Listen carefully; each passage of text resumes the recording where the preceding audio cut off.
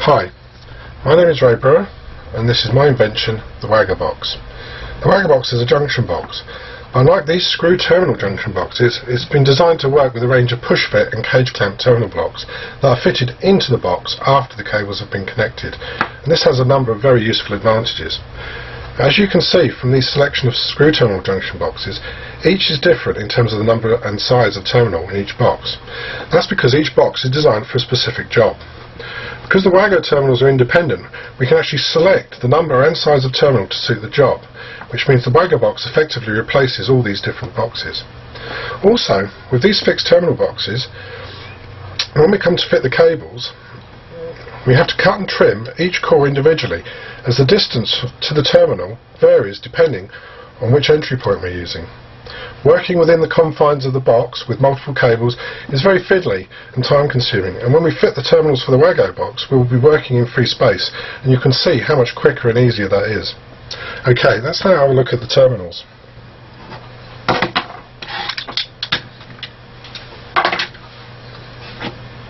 The Wago box is designed to work with two types of terminals. There's push fit, and these come in a range of sizes. Here we have a 2, 4 and 6 way and an 8 way. Now these are actually 24 amp rated, and they're designed to work with cable sizes from 1 to 2.5 mil. They also do a push fit, which is a 3-pole, and this is a 41 amp rated device, and this can actually be used with cable sizes from 2.5, 4 mil and 6 mil. Next to the push fit we have the cage clamp, and the cage clamp come in 3 types. We have a 2-way, a 3-way and a 5-way. Now these actually can be worked with solid core or stranded flex, and they're rated to work with cable sizes all the way down to 0.08 mil all the way up to 4 mil, and these are actually 32 amp rated. Okay, so those are the terminals. Let's have a look at how they work. We'll start with this 4-way. If you look on the back of the 4-way, you'll actually see that there's a slight guide there, and that guide, if you lay the cable in there, gives you a trim distance of about 11 mil. So if we take this and trim off that much, you can see the cable, and we just push it into the connector like that. Now you can't pull this off. Once that's on, the only way to get it off is to actually twist and pull. The connector is designed to work in this way, and it's as easy as that, and you can see that the cable isn't damaged, and this connector can now be reused. For the cage clamp connector, to operate it we need to lift these levers up. Once the levers are in the up position, like so, the actual mechanism inside is open and is ready to accept the cable. Here I've got a bit of flex. If I put the flex in and release the lever, that's now connected. On the back of the connector we can see there's also a guide for trimming off, and this will trim off about 9 mil. Once that's trimmed, insert, clamp, and that's done. Now to release, all we do is simply lift up the levers again.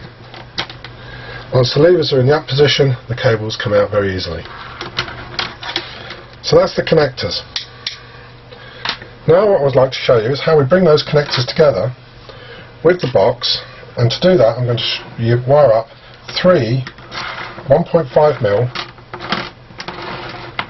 cables.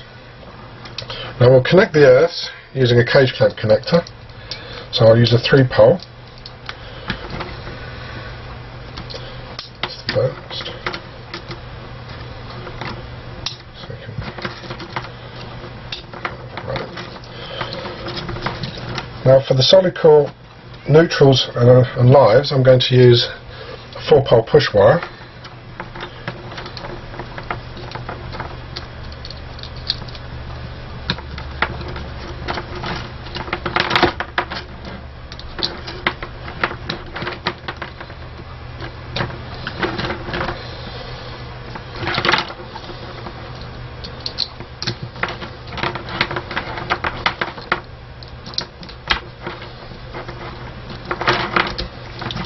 And that's it. That's all our cables connected up. As you can see, that was really quite straightforward and easy to do. Okay, now let's have a look at the box. Now the box has got 2 receptacles at one end for the actual terminal blocks. Now at this end we have a cable clamp.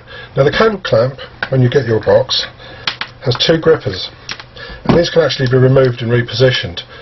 Now the front position here is for your small cables, so things like your 1mm and your 1.5mm. The rear position here is for your sort of intermediate sized cables, things like your 2.5 and 4mm.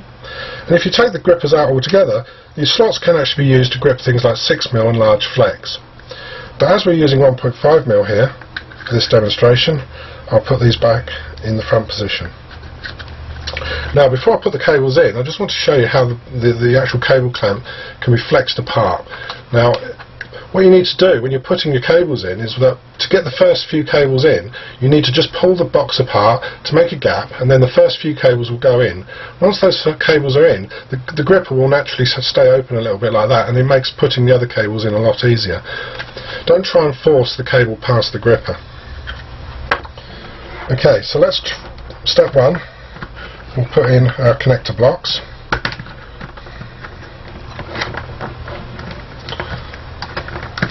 Once those are in the box, we can just push them down.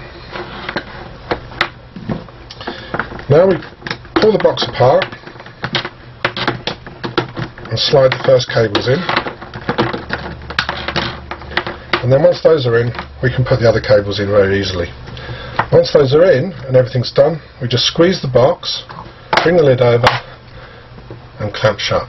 And that's it. I'm sure you'll agree that's very quick and very easy to do. Let's have a look at a few other examples. Here, what I've done is I've connected up 6 cables, and these are 3-core and earth cables. So we've got a total of 24 individual connections there, and I've used 4 of the 6-way cable connectors. So if we just slide those in, once again pull the box apart just to get the first 2 cables in, and then once those are in, the other cables slide in quite easily.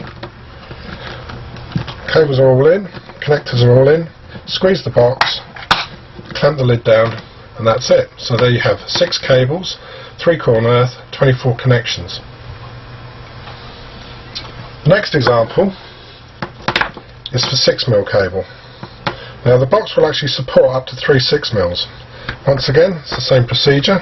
Connectors in, push the cables into the cable clamp, squeeze, clamp, and that's it. The last example I've got here